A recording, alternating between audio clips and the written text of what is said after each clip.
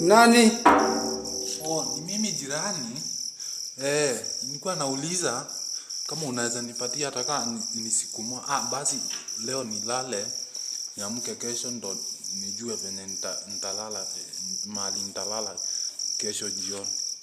Kwani umefanyia nini auntie? Si unajua huyo auntie venye anakuanga. Sasa acha nikupee story jirani. Amenituma nikaoshe vyombo. Unajua mimi ndo huwa nampikia na namuoshea vyombo. Nikaenda kwa sinki nikapata hakuna vyombo, hakuna sabuni.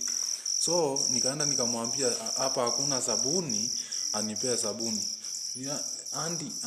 Huyo auntie amenitusi na akaniambia jirani nitumiange akili. Mimi nikaenda kwa bafu nikachukua ile kipande ya kuoga, ile naoganga na ile nini. Nikaenda nikaoshea vyombo. Sasa auntie kupata tu naoshea vyombo. Jirani nimepigwa. Sijui ananilia ama nini. Pole. Na hapo umebeba nini? Mtu nitunguo jirani nilikuwa nimebeba. Twakuvaa nini kesho. Sasa siku moja unataka kuhamia kwangu ndio nioshe hizo vyombo zangu pia mimi na nini hapo? Jirani sitafanya hivyo, sitarudia, nimesikia.